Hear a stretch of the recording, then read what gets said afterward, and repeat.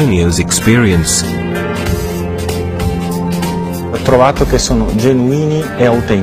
I came to the conclusion that they are 100% original and authentic. First of all, the videos have no hint of computer-aided graphic tampering. Moreover, I know very well the background where Antonio filmed. I know his habits, the instruments and means he uses. Studying such a unique case, borderline with science fiction, cannot entail just footage and instrumental analysis. It is very important to know also the character's life background, the environment where he was brought up, and the testimony of family and friends. Today, Antonio lives in the suburbs of Milan, but he was born and grew up in Livorno. It is in this Tuscan city that his family still lives, his father, his mother, and his brother. Since Antonio was a child, he used to call his parents as soon as he sighted strange objects in the sky. I remember his experience started very early. I think he was just 5 or 6 years old when he told me he saw these luminous objects. But sometimes you don't pay attention to a child speaking and may just say, "All right, okay, okay." However, this event kept occurring again and again over time.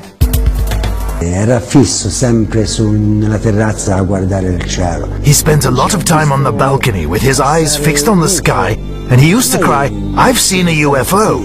But we usually didn't pay very much attention. We thought it was the fantasy of a young boy, that's all.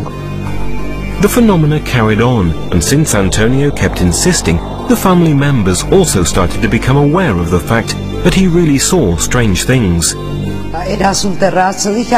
He was on the terrace in the dark and I heard him calling, "Mum, hurry up, come and see." This boy was crying. He was shaken and sweating. "Look, look, look." So we have seen those sort of flottilles that now we see on the television. "Dad, come out and be quiet," he told me. And I kept silent, even though usually I talk a lot. So he continued, "Look up at the sky." So I did it, and he said, "Be quiet, look over there. You can see those 3 points moving?" I looked at him, then looked up once again, but they had disappeared. Once at home I thought, man, he must be an extraterrestrial. I know he is my son, but I do not understand what is this strange thing he radiates. This is the house where I was born. This is the balcony where the first sightings occurred when I was 7, 8 years old. I remember that it was right between those two cranes on the background where we see a small strip of sea. From that point over there I started to see the first objects coming up, stopping, going from right to left, spheres of several kinds. They came from the sea and stopped right over here. Antonio's sightings used to happen even when he went out with the whole family. We went to the seaside in Tirrenia. While we were enjoying ourselves, playing cards or having an ice cream, he looked at the sky all the time. One day he came running towards me saying, "Mum, hurry up, come and see what's here." We were in the parking area with a lot of people and they all saw it, and we were quite shocked. I saw a disc above me, very bright, changing colours and spinning around, making very strange revolutions, passing jerkily from left to right.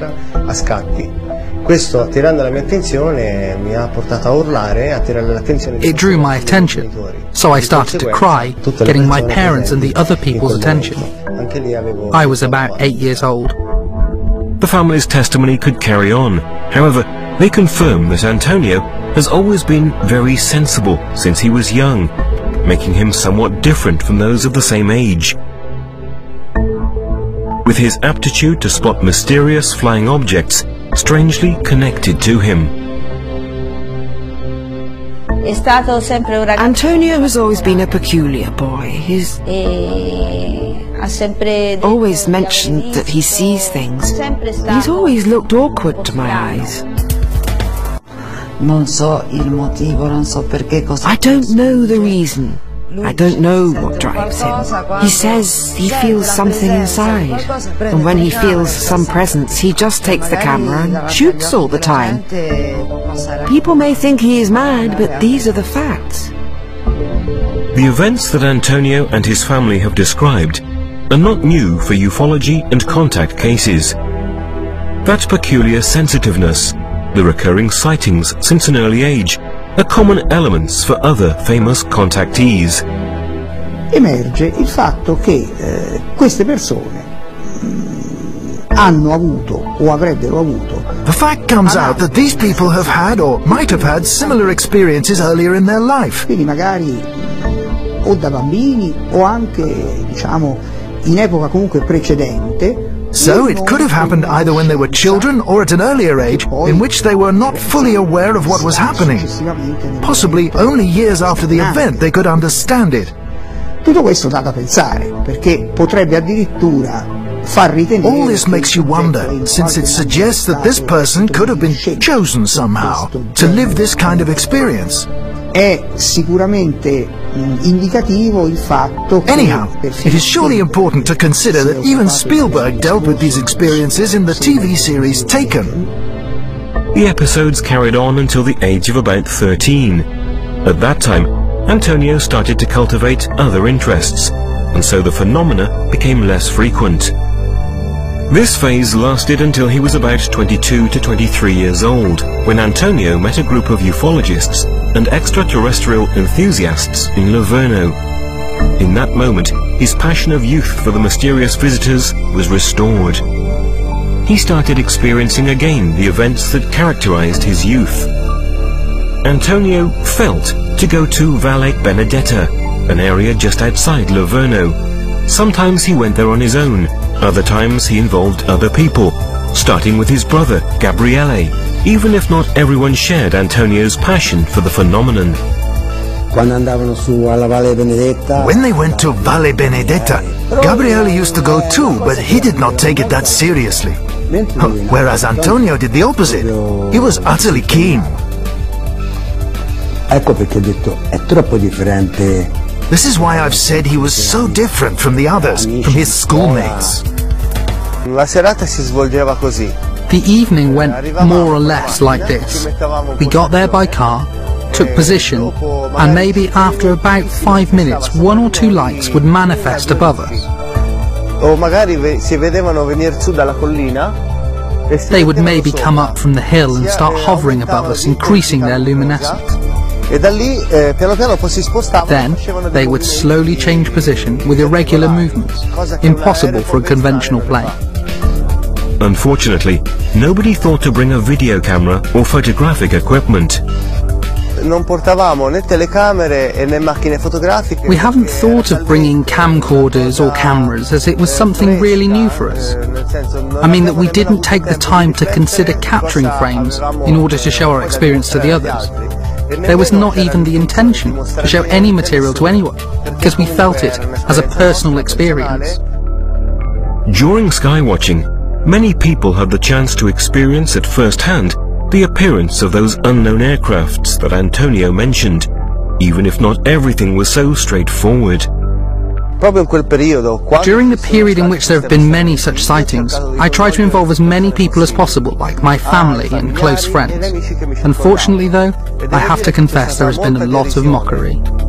Francisco Vanci Consiglieri is among those friends that at the time used to see the spectacular fluctuations of unidentified visitors with Antonio. When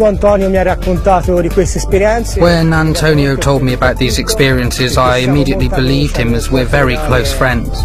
We have always had a strong bond since we were children, I reckon since we were about 5-6 years old. I did experience these kind of occurrences with Antonio. I remember in detail at least 15 events. I often went there in winter time during that period, between 96 and 97.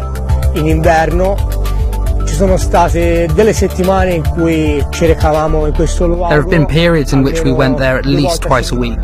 Although Antonio used to go even more frequently on his own, I didn't go with him all the time. The opinions of experts, together with those of Ötzi's family members and friends, describe a picture of an incredible experience within a real context. History, places, and testimonies synchronize to fit these extraordinary episodes into our reality, culminating into Antonio's shocking films.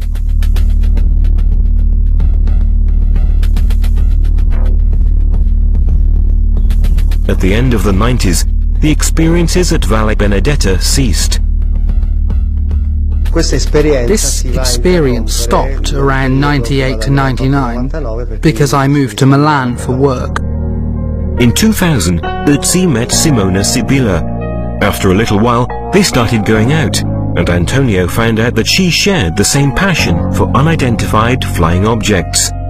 Meeting Simona marked the beginning of a new phase of his contactee experience. He moved permanently to his current little loft, and through the horizontally pivoted windows, his fantastic visitations started again. Nell'anno 2000 incontro Simona e questa esperienza riparte. In 2000 I met Simona and my experience started again. It kept going on until 2003 when I bought a camcorder in order to start filming what I saw. After the first videos in 2003 and the incredible series in 2004, in 2005 Antonio filmed one metallic disc. It appeared again at night time. The sighting was dated April the 30th. In the dark sky background, the UFO hull stood out. The movements, the light reflections, and the shape were similar to the disc that appeared on the 3rd of December 2004. Actually, it even seems to be the same object, although the second one was less visible due to a darker sky. The aircraft carried on its maneuvers in front of the camera for about 10 minutes. Anyhow, the two discs filmed in 2005 are less sharp than the nocturnal sighting on the 27th of November 2004. I had the chance to film two supposedly metallic discs in a dark sky. The background was different from the footage of November. In fact, the sky looked reddish, almost amber-coloured, like the disc itself that was illuminated by the city lights. Even though the first series of film in the period 2003 to 2005 was extraordinarily sharp, Antonio had no intention to show them around. Nevertheless, at the end, he became aware of their exceptional value and of the importance of a real contact attempt by an extraterrestrial intelligence. So he decided that it was worth spreading his case out. He got in touch with some national and international researchers, but due to a series of misunderstandings, they did not achieve a detailed investigation. Inizialmente il desiderio di divulgare questo materiale era talmente forte. At the beginning, the desire to spread out this material was so strong that the approach with regard to some researchers was detrimental due to my wrong attitude, as I had no experience and I have often been aggressive. The only person supporting him in that period was Giuseppe Garofalo. Giuseppe, Beppe to his friends, was also convinced that the Ötzi case should be investigated by other researchers too, and should be made public. In November 2005 then, he met with the researcher Pier Giorgio Carria. Ötzi was not present. My reaction to Garofalo's account was utterly incredulous, at the edge of skepticism. I could not understand why a case with such important material could still be unexplored. At the end, though, Garofalo convinced me. I presented the case to Giorgio Bongiovanni, with whom I have been working for many years, and we decided to involve Jaime Maussan in the investigation. As soon as Carria showed me Ötzi's material, I acknowledged its extraordinary importance. I was surprised too for the fact that it was still unknown. I reckon the footage is real. For that reason, we have involved Maussan for the research. After scanning frames and the film sequences, Maussan understood immediately that it was a case of terrific interest. So he decided to come to Italy. The study of the Ötzi case and the divulgence of his extraordinary experience changed for the better. The first meeting took place in March 2006. The reporter was impressed by the frank personality and the open-mindedness